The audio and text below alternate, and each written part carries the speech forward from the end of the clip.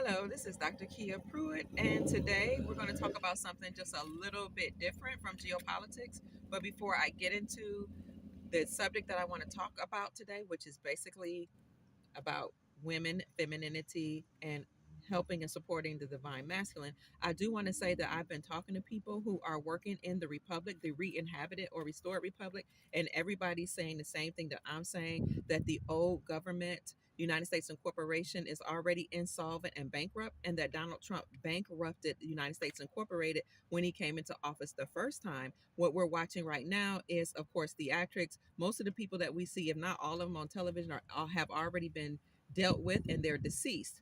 Now, it will come out and it will be made publicly when it's the right time. But honestly, most people are waking up and seeing that a lot of the people who are working in government are wearing masks or that CGI, computer graphic generated images, with some kind of technology, pretending or masquerading like these humans, but they've already been judged.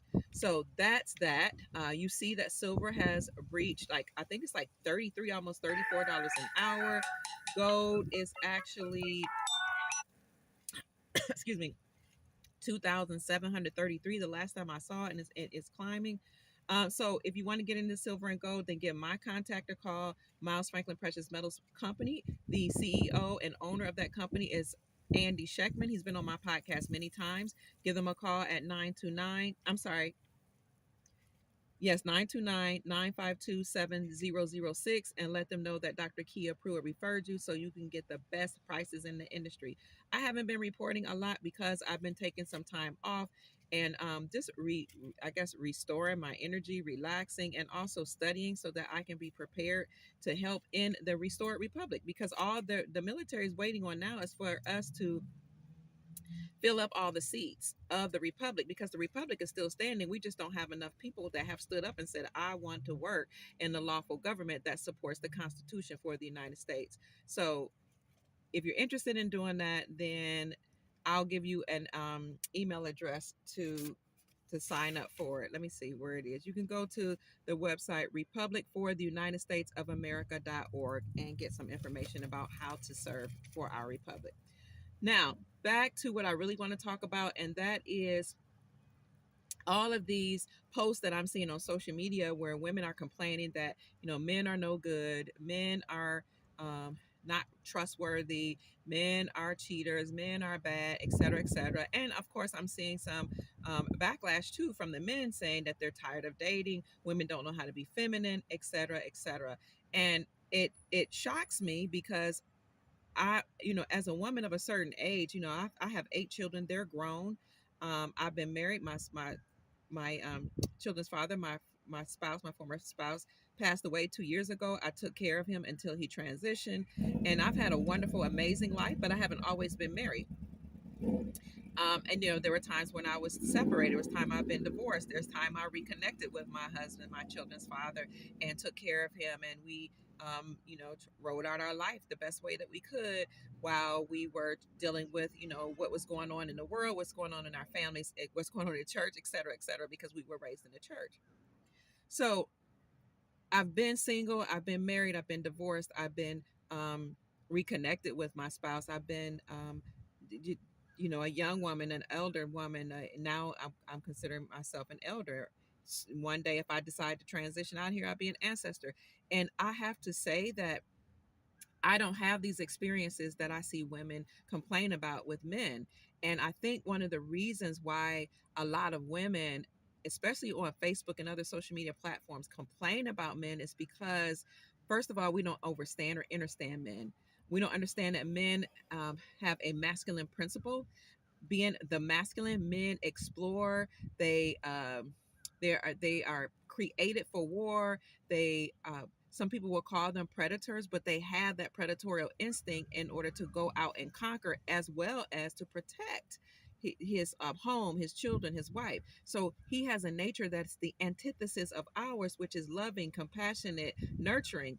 And so when you don't understand that there's a difference between the two principles and the two entities, the masculine and feminine, sometimes you will get put off or offended by the masculine being the feminine. So I want to talk about the feminine aspect of what I want to talk about right now, because I am a woman, and what I see happening is that women are overexposed.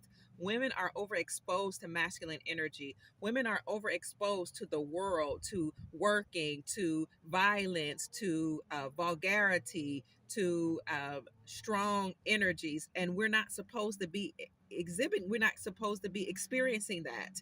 So when you're overexposed, like you're in a workplace 40, 60 hours a week, and you're around all this masculine energy, you're on your way to work and on the way back fighting through traffic, and you're being what you call, some of you call, being the mother and the father in the home as a single parent, you are overexposed.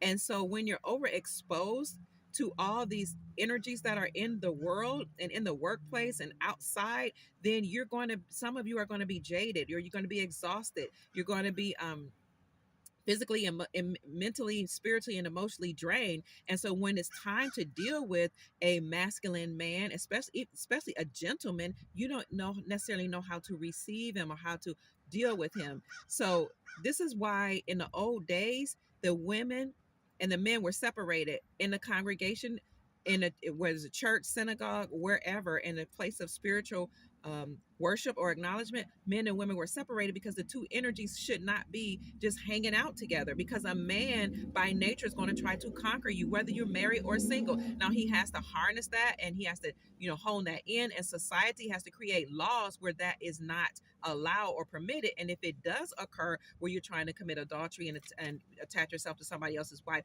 there are swift and harsh consequences. So we have to go back to actually going to creating values where you do not try to sleep with another man's wife, you do not try to sleep with another woman's husband. When you create those type of values, that eliminates all this overexposure to sexuality. And when you create values where pornography is not allowed, because a lot of people in the porn industry are actually trafficked women and children. And so when you see that to the consciousness of people and say this is not healthy, it's not right, it is against our laws, our values, and our nature, and against our culture, being whether you call yourself human or whatever.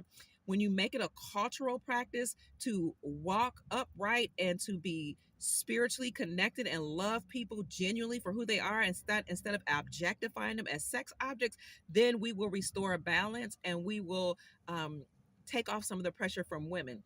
So a lot of women are in their masculine because they've been molested as a young age, which means they've been overexposed and had early exposure to sex. And when you're exposed early, then you become promiscuous and you need it more. Even though most women, 70 to 80% of women, do not even have an orgasm. So I keep seeing these conversations where women are trying to say we don't even enjoy sex, and men are saying yes, you do, us y'all won't be hoes. Well, a lot of them don't even enjoy it. Statistically, when you look at qualitative research and even quantitative research, only 70% of women, and when I was a young woman, it was only 80% of women had an orgasm in their lifetime. So we need to stop berating each other and talking badly about each other and start to understand and understand each other.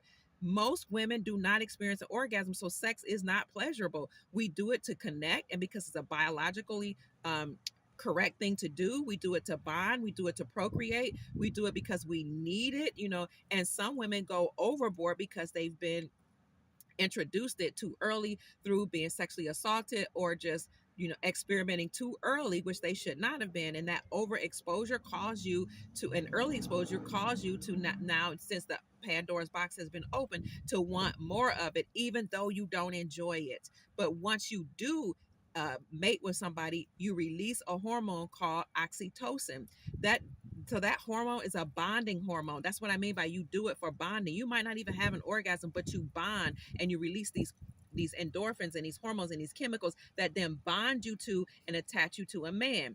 Now, in the old days, you did not have sex before marriage because they wanted to make sure, number one, you are a virgin, because most men do not want to be attached to a woman that's had a lot of sexual partners. That doesn't mean he's a bad person. Men intuitively know that if you've attached yourself to a lot of partners, then you're dealing with a lot of potential trauma, a lot of semen in your body, a lot of energy through your portal, through which all of these different men are coming in, a lot of personalities, and that does affect you, whether positively or negatively, psychologically. And this is why you have to go through a lot of yoni stings, a lot of rituals as a woman to clean and purge yourself from all these energies. That's not necessarily a bad thing. I'm not saying it's bad. I'm saying men, by virtue and by nature, do not desire, that's not their first choice to attach themselves to a woman who's had a whole lot of sexual partners. So this is why, again, in the old days, the elders taught the women, you're only married when you're a virgin. Now if you had sex outside of marriage, they still would try to find you a covering, because whether we like it or not, we need provision and protection. You can get mad all day long and say, well, we got to be protected from other men, and that's a bad thing. It is what it is. You have to be protected from other men and other energies that are in the universe or multiverse, that is not only just coming from humans, but extraterrestrial beings and other planets. A masculine energy being around you can protect you from that, because there are certain energies that will not penetrate you as a woman if you have masculine energy around you. So we know that from a spiritual standpoint for all of those who are in the spiritual community. So you also kept your woman or the young girls a virgin, or having as few sexual partners as possible, so that she can be more malleable, and the man could bring her on to his program. Because if you're going to take his last name and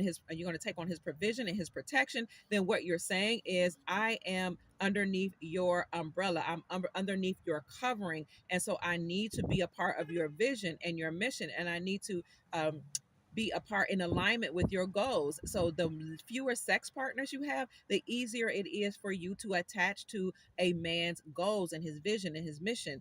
But the more sex partners you have, then the more you have been exposed to different men, different, whether good or bad, different visions, different missions, and you have your own, and it becomes a lot harder to attach yourself to the person that wants to marry you and cover you. If you need a man to marry you and cover you and give you his last name and provide for you and protect you and or your children, then he has to know that you have the same mindset as he, or at least that he can shape you in a way where you can come abroad and align yourself with his values. That doesn't mean he's toxic. That doesn't mean that he's bad. That doesn't mean he's negative. We have to let go of this terminology that's really hurting us. I see so many hurt, angry, bitter women online who berate men, talk about men, say they're no good, and try to teach other women to hate men. It's a travesty, because what you do is you put yourself in a vulnerable position where now you and or your children are exposed to the government taking advantage of you, other men taking advantage of you, negative energies taking advantage of you, extraterrestrial beings energies taking advantage of you, and any and every other person taking advantage of you, because you cannot operate in this world alone. A two-band cord is a lot stronger than an individual strand. No man is an island. We all need each other, but particularly a woman needs a masculine covering. If that were not true, God would not have created men. We would not have created men. Okay, so you also keep the woman separate from a lot of masculine energy, is because once you become inundated with a lot of masculine energy, you start acting like men. And you start projecting yourself in the world with a lot of masculine, harsh, aggressive uh, energy, ready to conquer, ready to explore, ready to sometimes become aggressive. And that is not what men desire. Men desire the opposite of them. If they are the explorers, the ones that are prepared for war, the ones that have to fight, the ones that have to be prepared to kill. Men naturally have an inclination to kill. I don't think you understand that. That's why they were created. That's why they're bigger, they're brawny, they have muscles, they have thunderous voices. That is what we created them for, so that they can go out and do our bidding and take care of us and provide for us and keep those negative forces away from us. But when you take on a lot of masculine energy, then you now act like a man, and a man shuns you or he moves away from you. What he wants is softness. What he wants is a woman who is pleasing. Number one, she has to be beautiful, because they like beautiful women. Number two, she needs to be soft and feminine. And some people will say friendly. Well, if you're feminine, you're friendly and you're soft and you're nurturing. That makes you compatible with a man.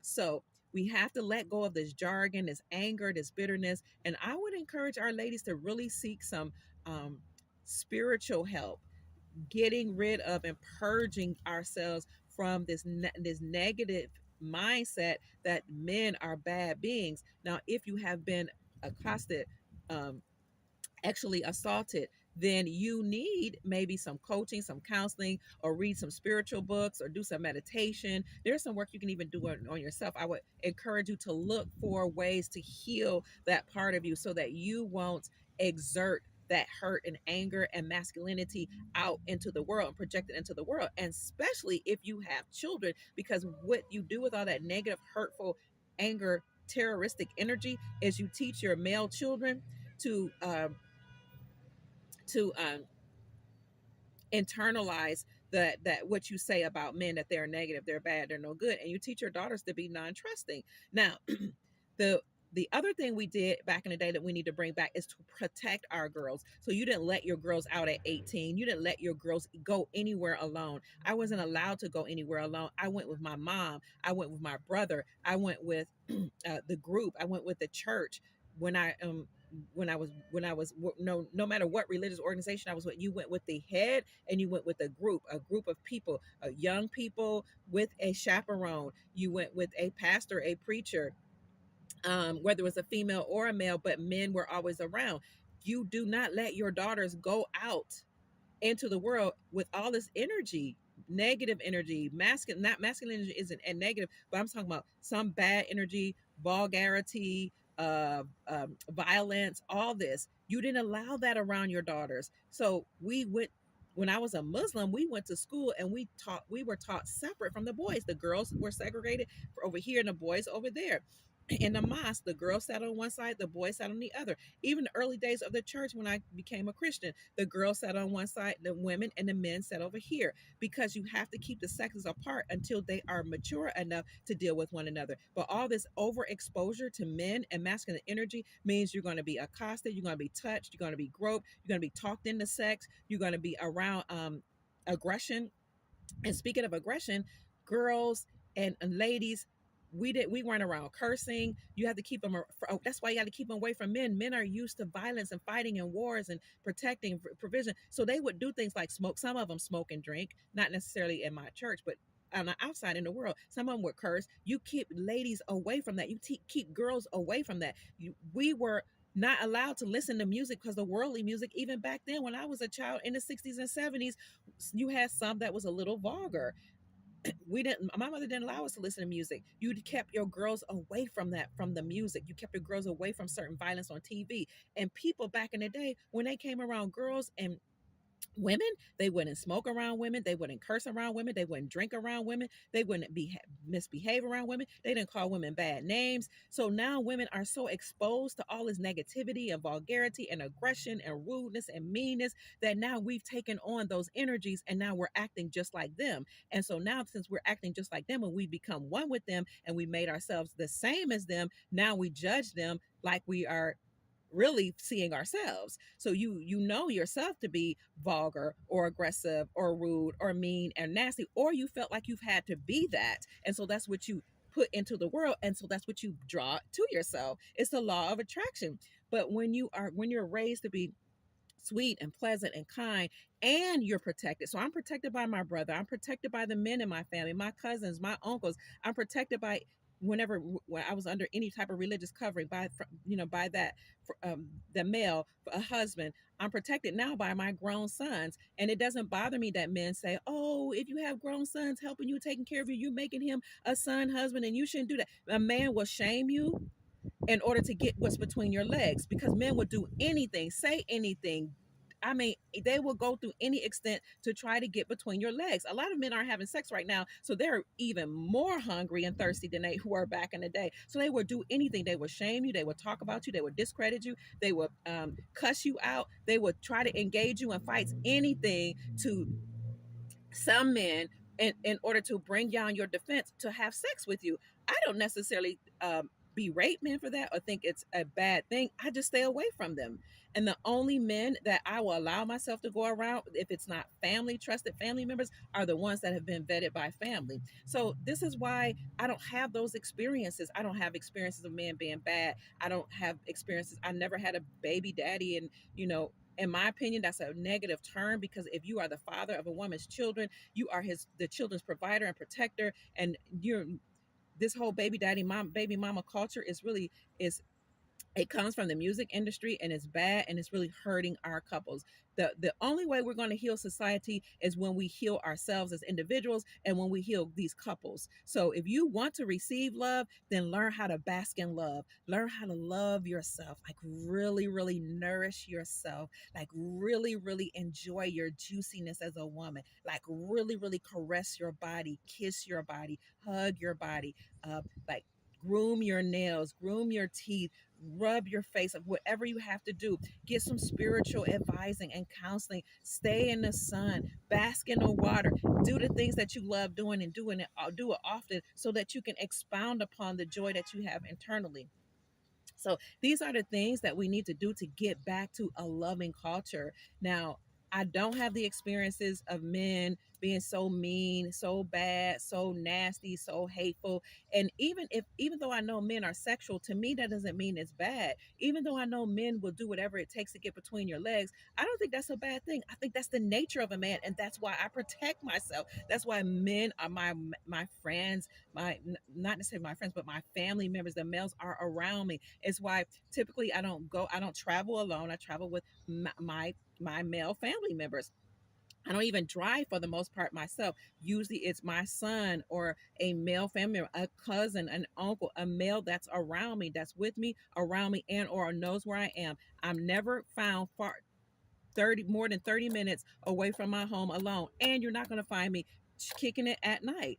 If I am out at night, I'm with a group, or particularly a son or males. Like, I'm not overexposed to men, so I don't have those issues. And even being out in the world where I'm exposed to men that want to court me for marriage, I'm not dating. I don't other people rotational date. That's not for me. I don't believe in rotational dating. That's just Dr. Kia speaking. I don't like being around a lot of masculine energy, a lot of different males. I'm not taking in your energy. I don't want to hear about your day. I'm not concerned about all of your problems, all of your traumas. I'm not having all these conversations.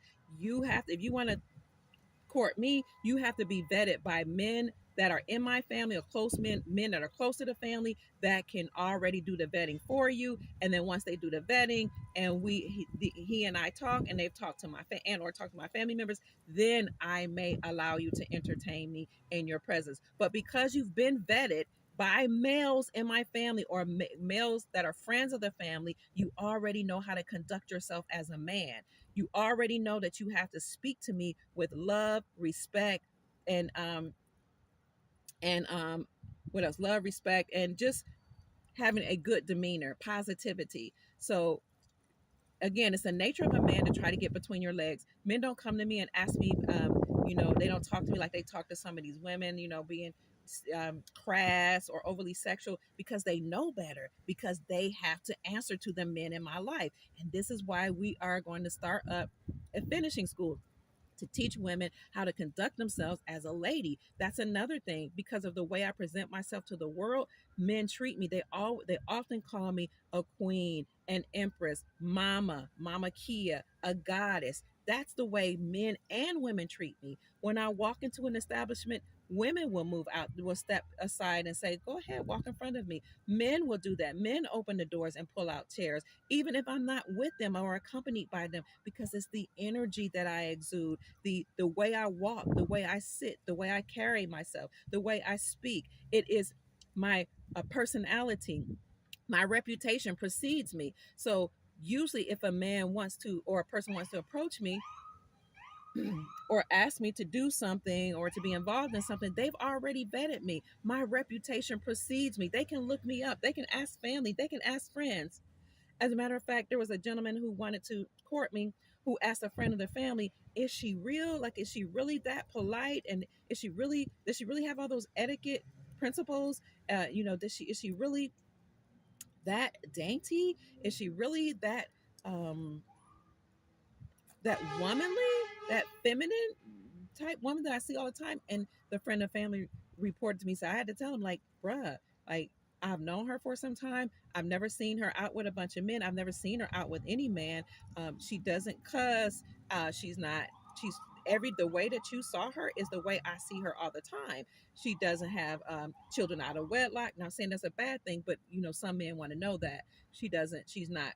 She took care of her husband. She really did go to college. She really cares about people. You know, my reputation precedes me, and I have a clean reputation. So a lot of people are judged by their life because you've lived many. Some of us have lived a life that we're not, of which we're not proud. So live a life that will bring you pride. Live a life that is valuable, that is full of integrity, that is full of a love and joy and peace. A life that people can look to you and say that person has a good name and a good reputation, and people will treat you accordingly. Now we should treat all people with respect, but some people say respect is earned, not given. So I'm just encouraging my ladies to stop giving your energy so freely to anybody, but particularly stop giving your energy to all of these different men from different places, different networks, all these men online, all these men. Somebody says, hello, my pretty enlightened friend. Hi, Rocco. I see you just inboxing me and it's coming up on the screen. Um, you want only give yourself to people who are the replica of the person that you are. Only give your energy to the people who match the energy that you desire to exude. Okay, so if you are not seeing that you're giving yourself to energy to men who are not worthy of you, then I want you to look in the mirror at yourself and say, what do I need to do with myself to make myself feel worthy and juicy and loving? One of the male friends that want to court me said to me, "You're just so juicy." And I didn't take an offense to that because I know what he meant. He meant feminine, luscious, desirable. We need to make sure that we're only giving our energy to the people who deserve it. So when I see women very angry, very bitter on social media, telling other women to hate men, or these men are no good, or these men do this and that, I know that they don't love themselves, and I know that they are giving their energy away to people who don't deserve feminine energy, or they're just throwing themselves around to anybody, and or they're operating too much in the masculine. You're doing too much work. Our bodies aren't designed to be out here working 40 or 60 hours a week. Now, this, I'm just telling you, this is why you have a lot of so-called work husbands and work wives and adultery going on in the workplace, because we weren't designed to be out and about amongst men. We had separate roles, and people got offended by that, but it makes sense to me. So that's just what I'm saying. You know, I think a lot of women have too much exposure to men. I'm not, I don't give myself my number to everybody. I'm not man or woman, but particularly men, because men will try um, to come on to you and have sex with you. That's their nature. And so I don't want to be bothered with that. So I'm very protective of my energy. If they want to court me, they have to go through certain procedures and certain protocol. And they're willing to do that because that's the way I present myself to the world, that like that's what I deserve. I don't demand it. My lifestyle commands it, but I don't have to. They know just by virtue of seeing me, whether my image online or meeting me or knowing my family, they already know what type of woman I am, what type of bloodline I come from, what type of genetics I have, what type of name I have, what type of family name from which I come, what type of culture I have. So I don't inundate myself with different men. You're not getting my number. You're not, no, you may not call on me. And I'm very kind and nice about it. I don't go out on a lot of dates. I don't rotational date, none of that. It's just not me. Because again, back in the day, you couldn't even come into the presence of a woman. You couldn't be seen with a woman alone. You couldn't touch her hand. When I went to college in Berea College, we weren't allowed to hold hands. That was a part of the culture in the college. My freshman year, I went to Berea College in Kentucky. You didn't hold hands. You didn't kiss in public. You didn't hold hands on the school grounds. We had separate dorms. You have to separate the sexes. Now, a man would tell you, no, you should be around men, that you bring the sexes together, but because he's trying to get access to sex, that's his nature. So the women and the elders have to step up and say, no, we're going to keep our girls separate. We're going to teach them how to be dating, loving, nurturing, kind, meek, all of this stuff. And when you're that way, no, men won't just run all over you if you have a protective covering around you. So the women, women were not out and about around men. We weren't seen out around men. Even before me, the times preceded me, you weren't around guys. They had to come to your father to talk to you. If your father was deceased or not around, they had to go to your brothers. If your brother, you didn't have brothers, they had to go to your uncles or grandparents or spiritual leader. Ladies, if you don't have a male covering, I encourage you to go get a relationship with your father. No matter what type of husband he was or boyfriend or whatever he was to your mom, he is still your father. And most fathers want the best for their daughters. Ask your dad, get a relationship with your dad, restore those relationships if you don't have them, and ask your dad to vet the men. Ask your older brothers, your cousins, your uncles. I wish a man would. Men know better than to cross me or to treat me a wrong way, because I have Pruitt men all around me, Johnson men, like all my family, Gomez men, like they know better. They wouldn't dare cross my path in an improper way or ask of me to do something that they should not do. Now, I have been in situations where I'm conducting business and I've been approached and asked, would you do this or that? Because I have needs, blah, blah, blah. And I just had to say no. And I'll tell you what, you really want to be with me, I'll give you the number to my brother. So, really, this is why you saw on Bridgerton the young lady saying, we can't be seen alone, because it was a shame. You're seen alone, it means that you're trying to do something. You're allowing yourself to be accosted by men. Back in the day, nowadays it's so commonplace for women to be out in the workplace, to be out lollygagging around, kiki and kai with men, that men see you as their equal, and they see you as an easy um, person with whom to have sex. You are a prospect to have sex. Now they can categorize you and rate you. Oh, she's sex worthy. She's just a friend. She's just a friend with benefits. And some of us women, we've now are trying to operate in the way that we have seen men act, that now we're putting ourselves in a deficit. We ourselves are allowing ourselves to be mistreated and disrespected, treated as as just a sex partner or a friend with benefits, because we're saying, hey, that's all I want. I want nothing else. And then you get older and you age out, and now you end up becoming somebody's mistress because a man doesn't want you as a first choice, because they know you've been with a lot of men. And even if you haven't been with sexually a lot of men, you've been around a lot of masculine energy, and that's just not what men want. So that's it. I'll come back later on. I get really passionate about these conversations because a lot of women like to battle me and tell me that I'm wrong, but I don't have problems with men. I love men. Men genuinely take care of me. Men spoil me. Men send, and like, they don't ask me for sex. They send me money. They support my podcast. They send me gifts. They may send it to my company or to my Cash App or to my family for me. They open doors. They treat me with love and respect. They honor me. They reverence me. I've had so many marriage proposals just in the last few months that it's beautiful. It's amazing. And the reason that is because men tell me, you have what I'm hard pressed to find it. It's hard to find a woman that keeps her body together, that's feminine, that's fit.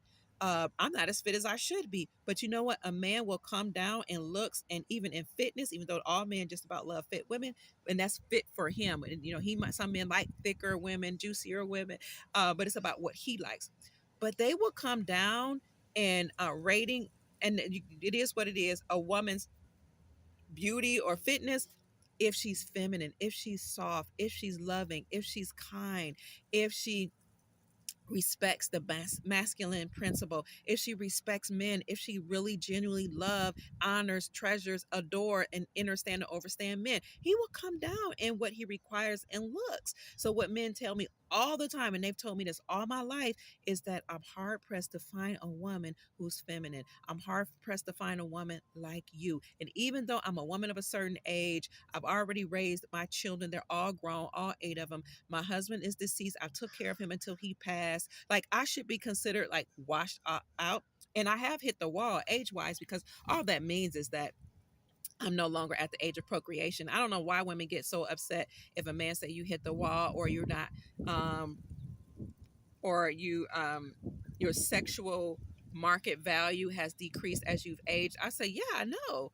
Like, I'm not offended by that. I'm not 22, 23, 25 anymore. Yes, I understand and understand that if I'm not able to procreate and bring a child into the world for you to have your last name, then I'm not at the top of the list. Why would I be offended by that? I know my value. I'm awesome. I'm amazing. I've lived my life. I've raised my children. I took care of my husband till death did we part. I've honored my vows. I've honored my vows to God, to his mom, to God rest her soul, to his family, to his oldest brother, God rest his soul, to his family. I've honored my vows to his aunt.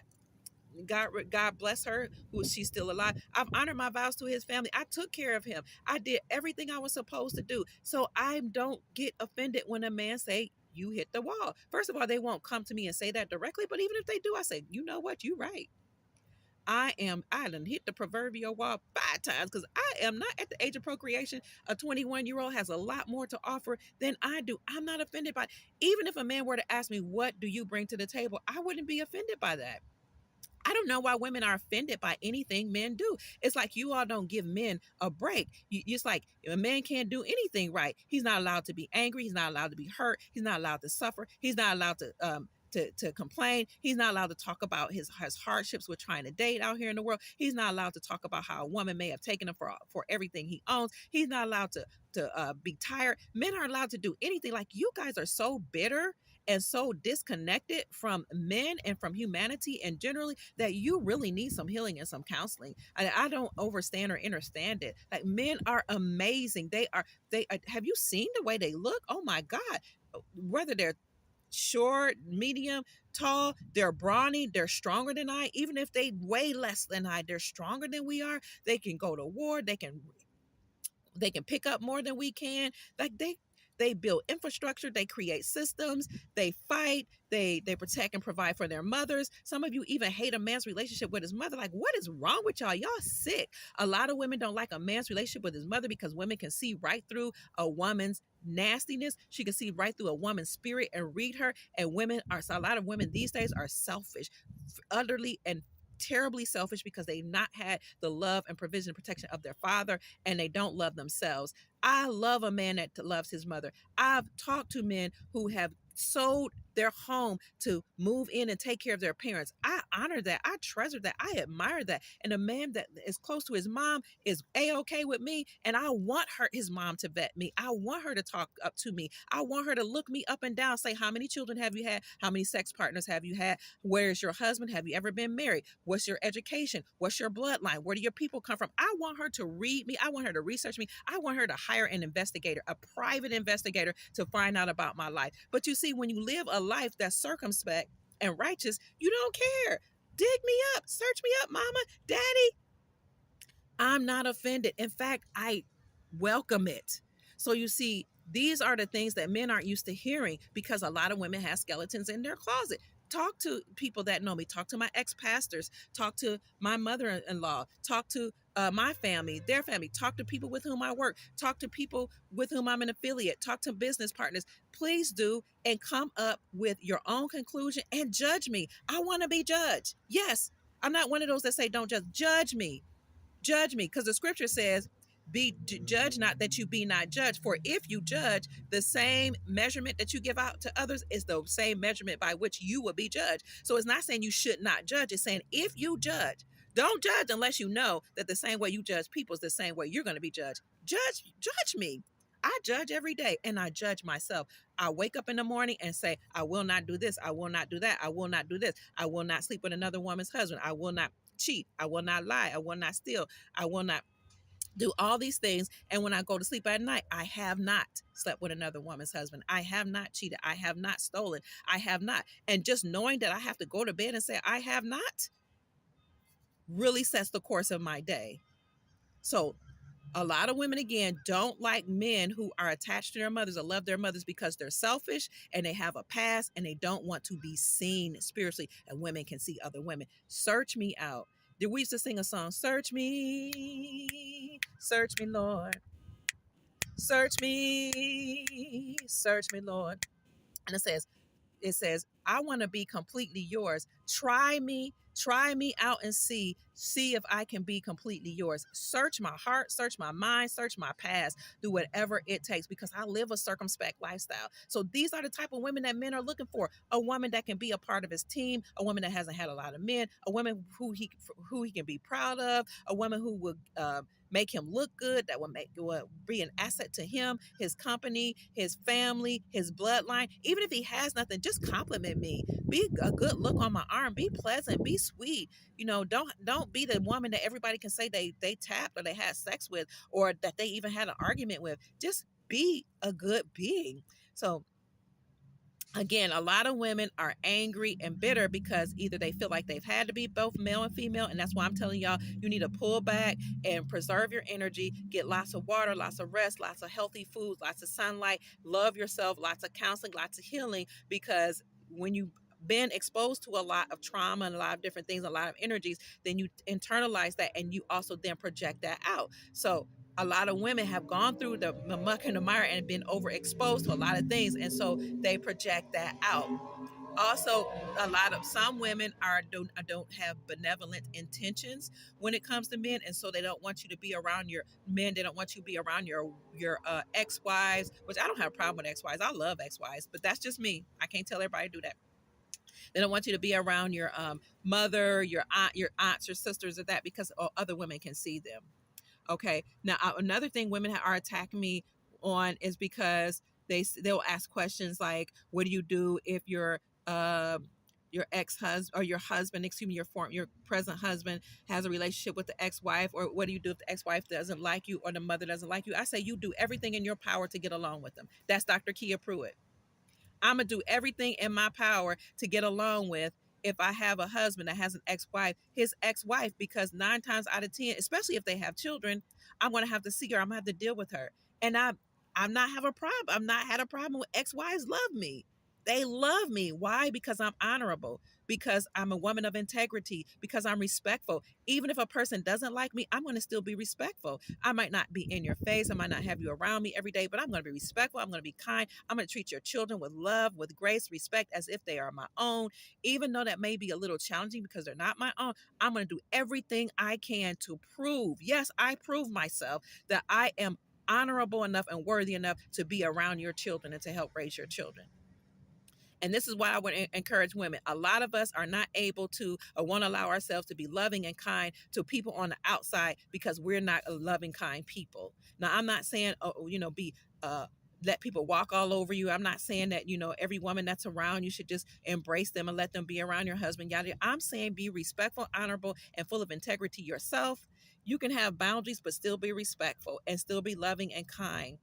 And when you do that, trust me, the man in your life will value you and honor you and treat you well. But you have to treat yourself well. Men treat you, and people in general will treat you the way you treat yourself. So you got a lot of women out here that they're really bitter and angry because of the things they've been through and they're not healed from, or because of how they see themselves and how they've internalized certain situations and experiments, and how they, internalize experiences with men, and they are angry and bitter because they just haven't done the work.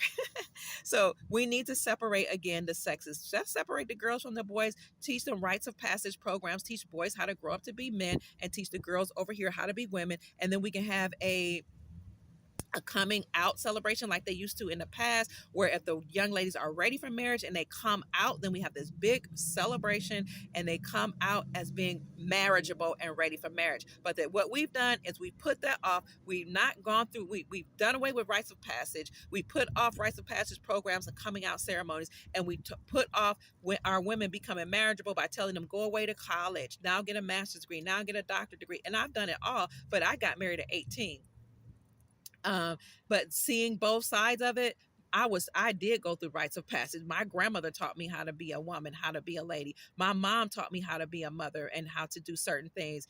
I had women in my life. The church taught me how to be a lady, how to dress, how to speak, how to like I didn't even when I was we weren't even allowed to, not should say allowed to. My culture was not to look a man in his eye, not to talk, back to him, not to raise your voice. You may have heated discussions, but if a man say no, or if he said that's enough, or he said I'm done, that was it. So we need to bring back a way to behave, a culture for women to behave, a cultural perspective for and dynamic for a woman to operate in, and a cultural perspective and dynamic for a man to operate. And he should still be able to operate in his masculinity and not be shamed. Then we had coming out ceremonies where you got married, but now we're prolonging that, and women are going, we're getting so many degrees and having so many experiences that now we're aging out of marriage. And when a man say, okay, but your sexual market value has come down because you're now like 28, 29, or you're 35 and you can only give me one child, or you don't want to give me any children, women get offended.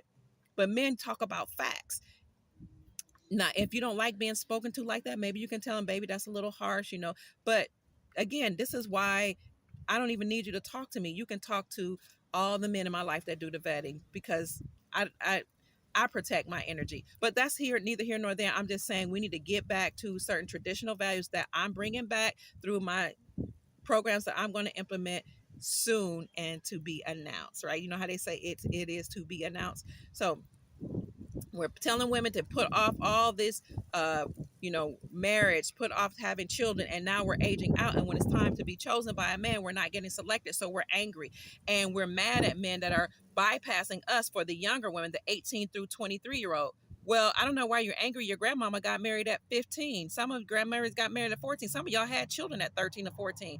It boggles my mind that we don't want 18-year-olds, 20, 21, 22, 23-year-olds, and we tell them, go live your life, live out a whole phase, let men copulate in you, be in the back of a car, because that's what they're going to be doing, in the back of a car or in somebody's hotel room, in somebody's house, having sex when they could have been married and provided for and protected. Why is it we don't want our young women to get married? Because this was going to happen. A lot of older women that are above 35 don't want men to look 18 to 25, because a lot of these women have been ran through and allowed themselves to be used, or went out there and asked for it and had their whole phase. And now that men are saying, I don't want you for marriage, you're just a toy, you're just somebody to play with and to lay with, because that's how you're projecting yourself in the world. For marriage, I'm going to choose a chaste woman. Those older women that have hit the proverbial wall or aged out of having babies, don't want to have babies, they get angry because now it's a competition. Now they're competing with the young women.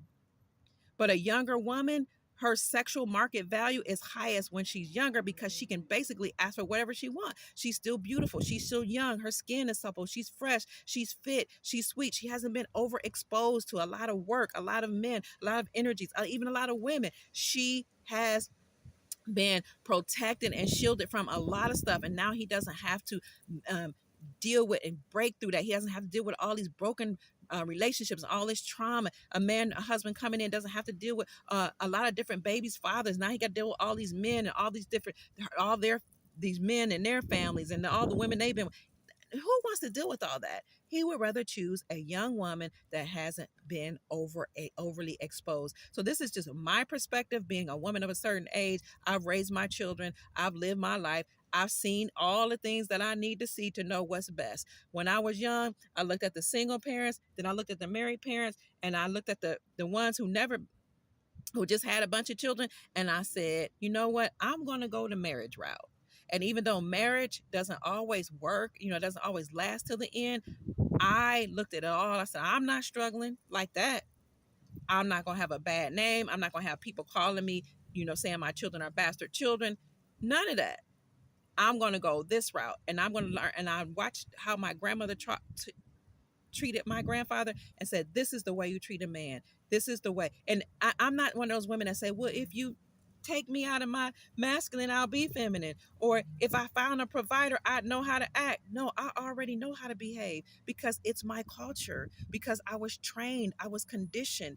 We need to train women how to be feminine. We need to train women how to be a wife, because I'm already trained and it's in me. It's my culture. It's the way I was made up. I don't have to say, if you do this, I'll do that. How I behave is not contingent upon what you do. Because I am who I am, I only attract super amazing, masculine, provider, protector men. That is the key. And having said that, I'm out. My name is Dr. Kia Pruitt. I trust that I've said something to raise your vibrations and inspire you to create the most amazing, magnificent life that you desire and deserve.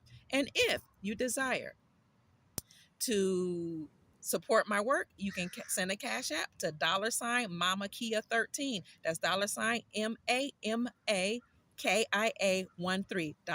Mama Kia 13. And I greatly appreciate it because you help me to keep going and to continue to do the work that I do. I love you. Peace out, family. We're almost there. A life full of love, joy, sovereignty, freedom, prosperity, and peace. One in which families are restored, healed, and provide a legacy for their children and their prosperity. Goodbye. I love you. I'm out.